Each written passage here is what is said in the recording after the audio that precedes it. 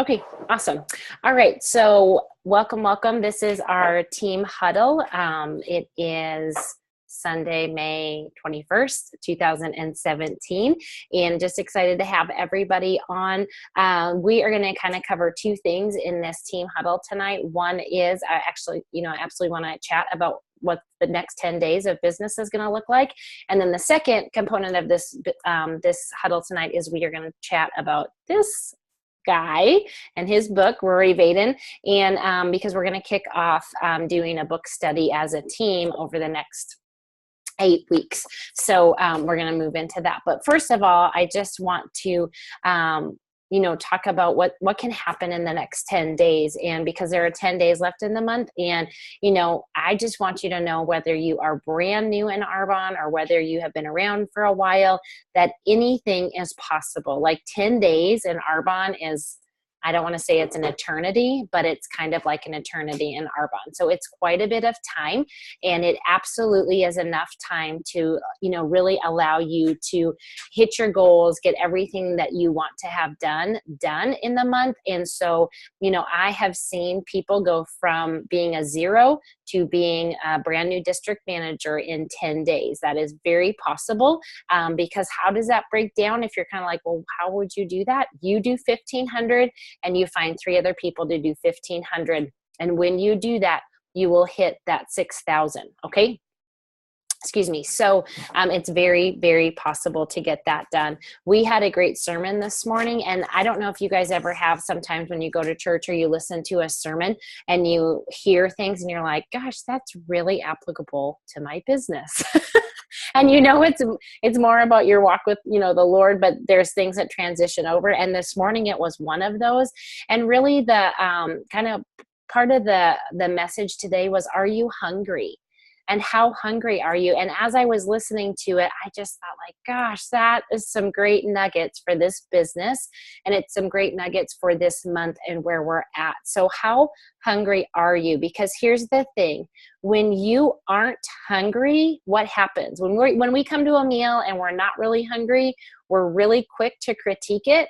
We're really quick to kind of take what we like and leave what we don't like. Like, ooh, I really kind of like this part of the plate, but this I could do without, and this, it's fine. But if I was making it, I could do it better, or, all of those things. Think about when you come to a meal and you're not really hungry, which for us as Americans is often.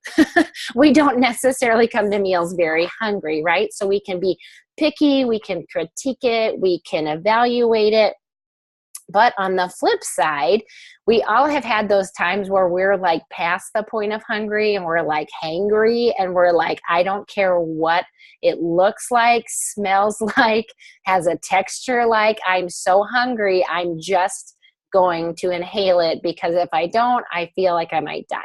We've all been there before. Maybe not too often, but we've all been there. When we're in that place, do we sit and look at the food and think, oh gosh, I really, this could be better, or I wish it was hotter, or I wish the noodles weren't so mushy? No, we just eat it. I mean, I have been on handfuls of missions trips, and many times by the end of the day, if you're out working or doing ministry, you're hungry. You're like so hungry. And when you get to that meal, you don't ask for lots of other things. You just dive in and eat it because you're hungry. When you're hungry, you dive in, you maybe don't talk, you don't do, you maybe don't even breathe a whole lot. You just kind of inhale that food. Again, I know we don't eat that way a lot, but we all have had those moments. The other thing is, when you are hungry, you will do something about it, right? When you're hungry, you find food. I have never met anyone who, when they're really hungry, doesn't prioritize finding themselves a meal, a snack, or a beverage to satisfy the hunger. Okay? So what does this have to do about our business? What it has to do about our business now for the next 10 days and for the year of 2017 is, you need to be asking yourself, how hungry are you? Because when you are not hungry for this business, you will evaluate it, you will critique it, You will come up with excuses of why it doesn't work, maybe what you don't like about it, things you wish you could have different. Maybe you don't love the smell of some new product, or, you don't really love something, and you kind of pick and choose at the plate of Arbonne, or the plate of the business plan, because you're not necessarily really hungry for it. Okay? Does that make sense? When you're hungry for this business, you're ravenous, you're relentless, you're sharing it, you're not evaluating, you kind of don't have a whole lot of time to breathe. And I'm not saying that it becomes this all consuming and you can't do your life and you can't parent your kids and you can't be, successful in the other things. But when you put your hand to your business in the 10 to 15 hours that you have allotted it, you get after it, and you don't evaluate, and you don't second guess, and you don't critique, and you don't pick and choose what you like and what you don't like. You just get after it because you're hungry for what this business is going to return to you. What you're hungry for is what this business is going to bring to your belly. Okay, so I want you all to think about and evaluate how hungry you are over the next 10 days and what you're willing to do with your business to satisfy that hunger. Okay. And I thought this morning when I was hearing this that it was just so relevant and so, really on point of it is true when we, and what keeps us from being hungry in our businesses is one of the principles that one of my mentors, Keith Kochner, talks about. And it's just the principle of our good life oftentimes is the thing that keeps us from our great life. So when we have our bills paid, when we have, the little vacations here and there, when we get maybe, some fun nights out during the week, or, we just kind of get those little carrots that kind of keep us distracted enough from the great life, that we just settle for the good life. And there's nothing wrong with the good life, and you don't need to, pick apart the good life, but the good life oftentimes is the very thing that's keeping you from the great life. And Arbonne is the vehicle that's been brought into every single one of your lives to move you from your good life to your great life, to your best life, your life of choices, your life of opportunities to have more, to give more, to be more. That's what this business is about. Okay. So I want you guys to just chew on that and what you want to accomplish over the next 10 days. Go get your promotion. Go get your bonus. Go get your next pay raise. That's what you can have in these next teams. Go get your next, 1 to 3 business partners. The world is hungry. The world is waiting. We are gift givers and we are hope dealers with this business.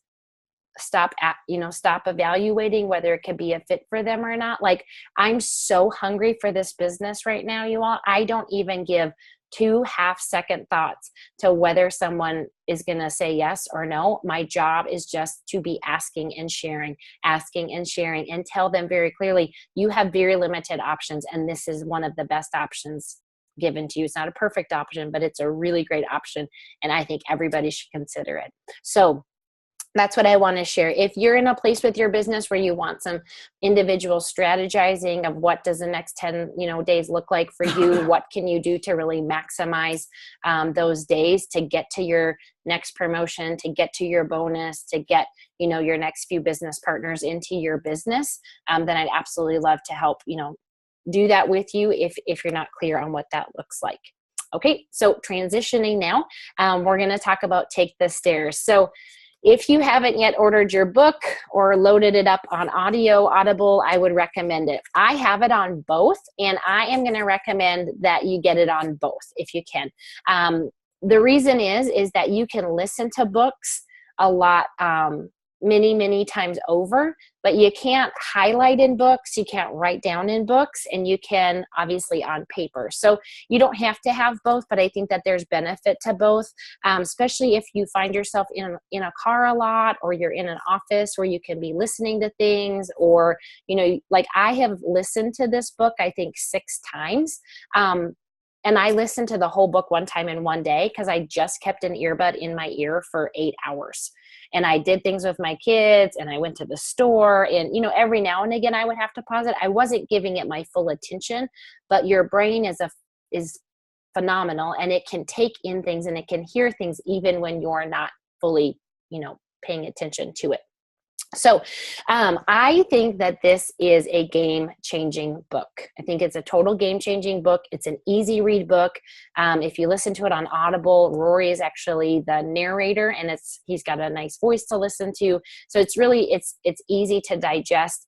But at the same time, I think we're going to have a lot of fun over the next week. It's just being honest. There's, this group is a very honest group. It's a very safe and loving group where you're going to get to share your feelings and your thoughts. But I think we're going to just have some opportunities to be like, oh my gosh, that chapter totally kicked me, between the eyes, or felt like I got punched in the throat because that hit a nail on the head for you. There's going to be something in all of these principles that either is going to be, encouraging or kind of a light bulb moment. And these are not just principles for your business, they're principles for your life. I was telling my almost 10-year-old today, she has started the book by John O'Leary, On Fire. And I told her when she's done reading that book that this is her next book for the summer. So, these are principles for life. So there's a couple things that I want to ask you all to do as we prep for doing this. This coming week, we're going to be reading the introduction.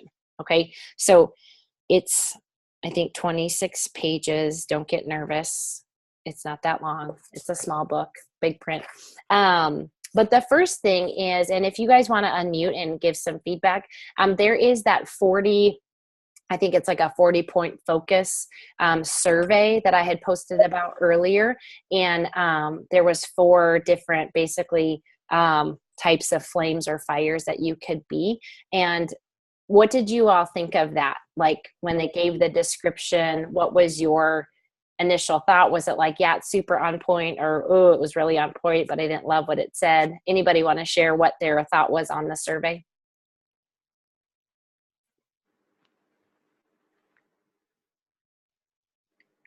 Nobody talk at once. Mine was pretty accurate. Yeah. I thought when I first read it, I like it when you can see all the categories at once. So I read the flame and I was like, yeah, oh, that's not so good. It didn't sound so good. And then when I saw the other categories and how they were ranked, I was like, oh, yeah. Uh-huh. Is the flame like a C, like on an A, B, yeah, C? I think it was C. It was like candle, then flame, then campfire, then wildfire. Yeah.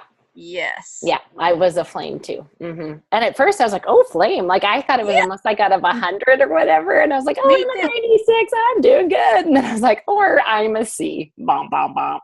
Yep. That's exactly what I thought.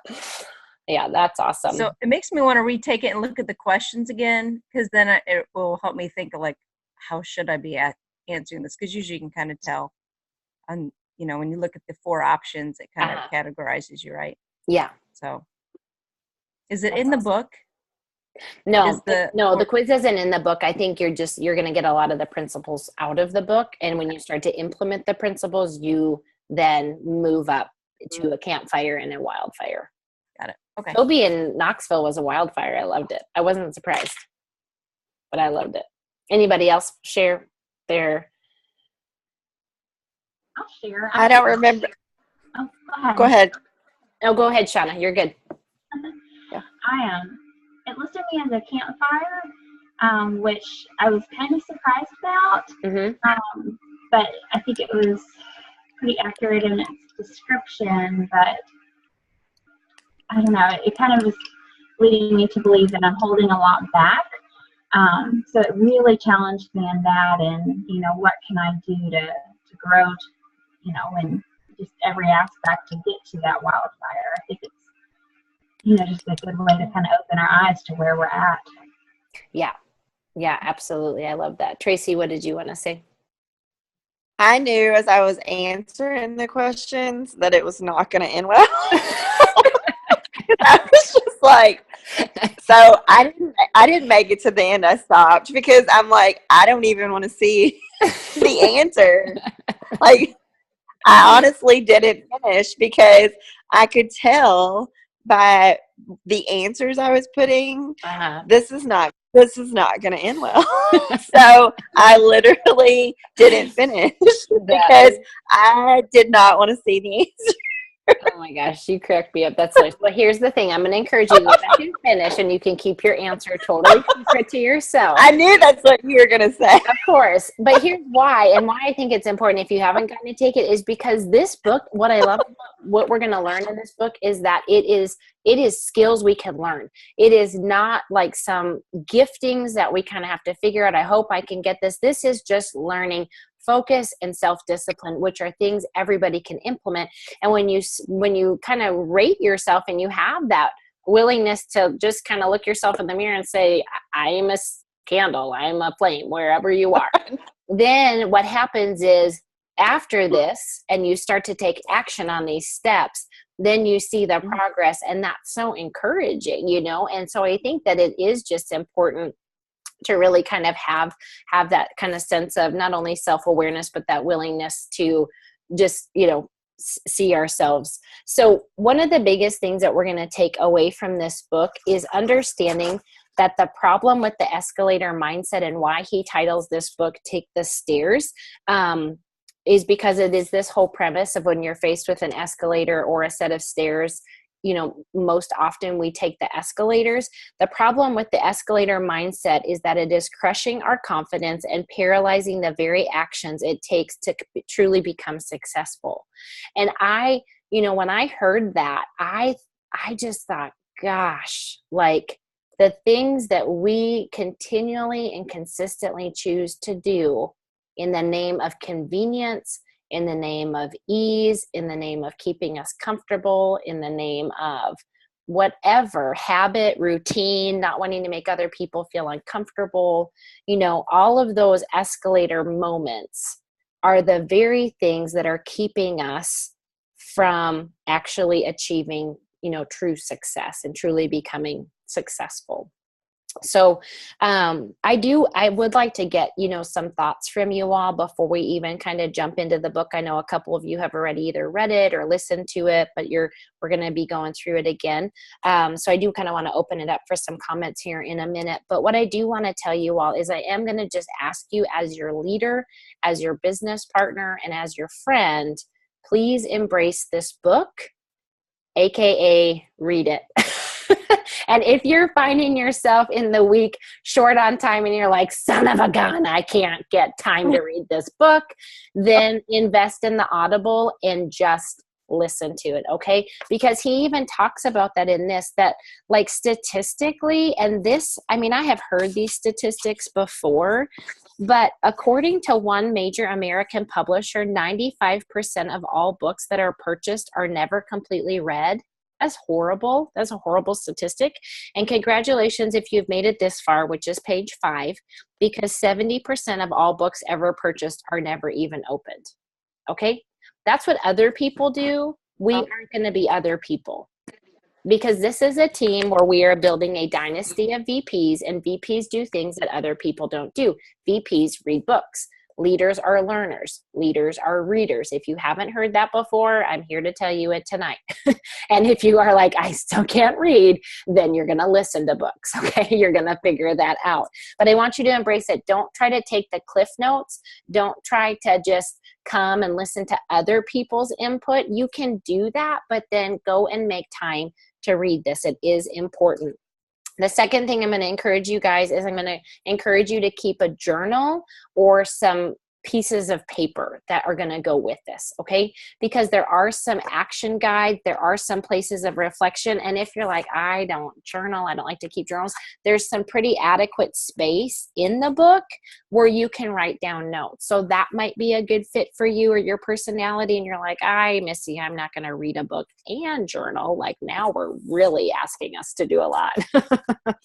But you can just write in the book, okay? Reading with a pencil or a highlighter in hand is going to enhance your retention. Okay. So sometimes I read books, oftentimes I read books the first time through just reading them. And then the second time I'll read them through going with a highlighter and pencil. But since we're going to be doing these on a week by week, I would say hold a pencil as you read or hold a highlighter, and you're going to get a lot more out of this book. But keeping a journal, because there are going to be inflection points, there are going to be times when you're like, oh gosh, like I do just need to stop, and I do need to really process that, or I need to pray on that, or I need to ask, like, why do I choose that, or why do I operate that way, or why have I thought that this is okay for so many years in my life? Because we are really, my desire is to just help everybody, help myself, just really keep being refined and really growing and really living at our highest potential from a place of joy, a place of identity, a place of self-confidence, because that's how we've been created, you all. We've been created to live in this place of full potential. And most of us and most of the world is not, because of broken programming, because of lies, because of bad habits. And this is going to really help us move past that. So keeping a journal, I think, is important. The third thing is be willing to implement change. We can get a lot of information, but if we don't put our hand to what our heart is prompting, we won't see improvement. You can read a book on self-discipline, but if you don't start to implement what he's recommending, you won't start to see the changes. You'll have the head knowledge, but you won't have a heart change. And you operate and your heart is connected to your mind. And this is like, I don't even know what you call this, maybe neuroscience. But if your head and your heart are not in agreement, you will operate out of your heart every time, if you didn't know that. That's why you can know I shouldn't eat a bowl of ice cream at 10 o'clock at night. But if you're not in agreement in your heart that you shouldn't eat a bowl of ice cream at 10 o'clock at night, and you have the desire, you're going to eat a bowl of ice cream at 10 o'clock at night. So if your head and your heart are not in agreement, your heart wins out every time. Okay, so what that means is that you can't just get head knowledge. You have to get it drilled down into your heart, because you operate out of what your core beliefs are. And that's what's the heart beliefs are. Okay. Because all of us have a lot of knowledge. Everybody knows to live within their means. Most people don't. That's why we have debt. Everybody knows that we should eat less, move more, but we don't. That's why we're not in shape. Everybody knows you should get up early, go to bed early, but we don't, because we have a lot of head knowledge, but we don't operate out of that heart knowledge. And so that's what we want to be doing. So be willing to change, be willing to be refined, be willing to really develop through this process. So the first thing that I want you guys to be thinking about, because this is an action item, and these aren't original to me. You're going to see these in the back of the book. But he gives action items for every, in the reader's guide. And so as you're reading the book, as you're reading the introduction this week, what I'm going to ask you to do, like it says here in the action item, is pay attention to situations and choices you're confronted with that lead you to feel attracted towards the escalator. And this is a great place to journal some things as the week comes up, so that you can share. I really want these calls moving forward to be very interactive. I don't want me and Tara and Shauna and Aaron Thompson have all volunteered to help facilitate this call on a weekly basis. I don't want us just talking at you all. That's not really a book talk. Like, oh, a book talk is Missy just actually sharing all of her thoughts for 20, 30 minutes. That's not what this is. That's not how we're going to all learn from each other. So in order to have stuff to talk about, we have to be prepared and come to the call together with something to chat about. So I would love for week 1 to read the intro. And if there's things that come up during the week, I would love for you guys to be posting them on that Facebook page and be just, hey, this was really encouraging, or this was a big nugget, or, we're on day 5 before we close out the month, and I thought this was just something we could be implementing, just all those things, just sharing, because there's so much resource, there's so much value in this group. We can just really benefit from one another. So does anybody want to share what they're most excited about from reading this book, or what you're most nervous about reading this book?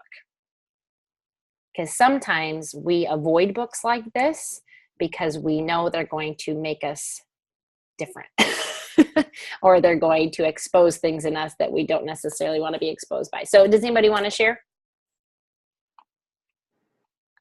I'm really excited about it. I need all the motivation I can get. So I'm actually really excited, and I like to read. So good. I'm hoping it's going to I'm hoping it's going to be like the changer, Missy. It will. I mean, I think anytime we put ourselves in a place of being willing to change, it is. And I mean, I can tell you, and I know Tara's been reading the book, and I think Lori's listened to it all the way through. It's just, it's powerful. I mean, really, I've listened to it 5 or 6 times, and it's like, wow, off the charts. Awesome. So anybody else have any? Yeah. Hi, everyone. Nice to see all your faces. I love these kind of books, and I read these kind of books often, but I am nervous about hearing or reading things that will call me out on traits about myself that I don't like. But because it's in a team setting, I feel confident that I can work through that. I think if I was reading this on my own, I might just have kind of put it back on the bookshelf and ignored it like I have done before with books. I'm like, I'm not ready for this right now. But, so I'm looking forward to working through that with you all. Yeah. Oh, that's awesome. Well, thank you, Natalie. And for those of you that maybe saw, Natalie is brand new and she's up in Minneapolis and she's doing a great job. But yeah, it does. And it does help in that accountability is comforting and confronting all at the same time, because, you know, there might be some of you that stop getting on this call until we're done with the book because you just have decided, I just don't want to read it. I just don't want to put myself out there. And so I encourage you to stick with it and not to take yourself out. And if you're like, I'm just not reading the book, that's fine. Just stick with it. You know, because you're going to gain a lot of value. So does anybody else have anything that they're excited about or nervous about that they want to share?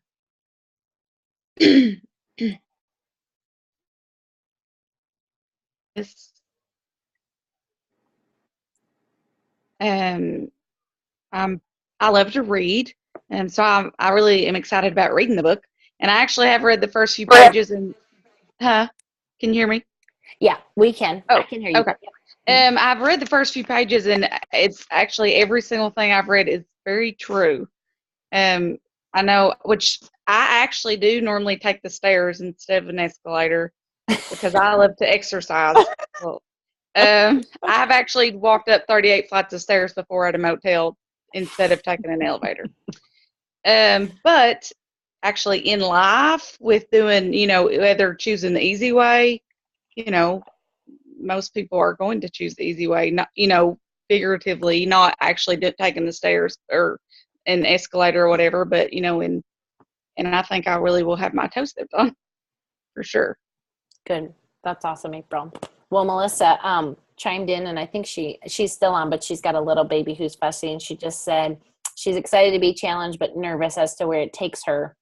But anytime something takes her out of the comfort zone, it makes me nervous, is, you know, and that's really true for all of us. And that, you know, I think that's part of just a lie we've gotten into, is that the comfort zone is actually our safe zone. It's kind of not, because there's no growth in comfort zones, and, you know, a lot of stagnation happens, a lot of mold happens, bad things don't grow. And so we really want to always be pushing ourselves. So is there one more person that wants to share either what they're excited about or what they're maybe potentially nervous about jumping into this book? I can share if you Awesome. want one more Yeah. person. I've read several of the chapters already and have loved what I've read. So I'm excited about that part because the information is great.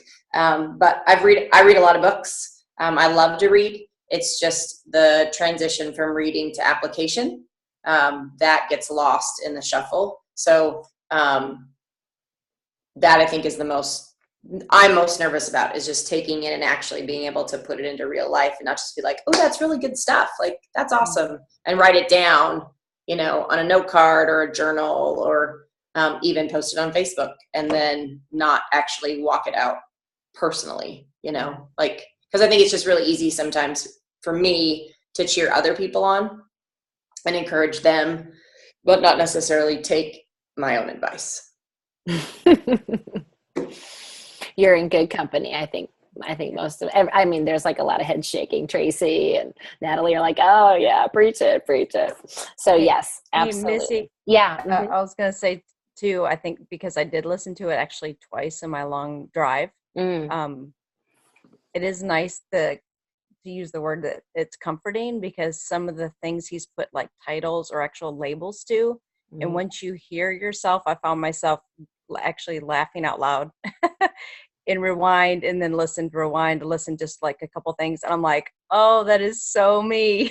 That's And hilarious. so when you hear and see someone who's very successful and they identified it and then they knew what to fix, it almost like it presented it for me. I'm like, oh, well, that's my problem. Okay, I just have to work on that thing. Yeah. And then you hear those little pieces throughout, and it just made me confront it, because you know it, but you don't really know if there's a label for it. So yeah, it's no, very and I helpful. love it. And I felt like it's definitely a book that you feel like it gives you tools and like, and because he labels them like creative avoidance. That was me.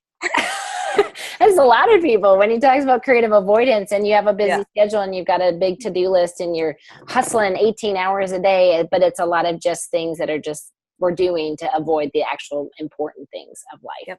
To be doing. And so he labels it, and then when there's a name to it, it's much easier to work towards. So yeah, that's awesome. Well, great. Well, thank you all for hopping on. We're going to wrap up, but we're going to have this call Sunday nights at 9:00.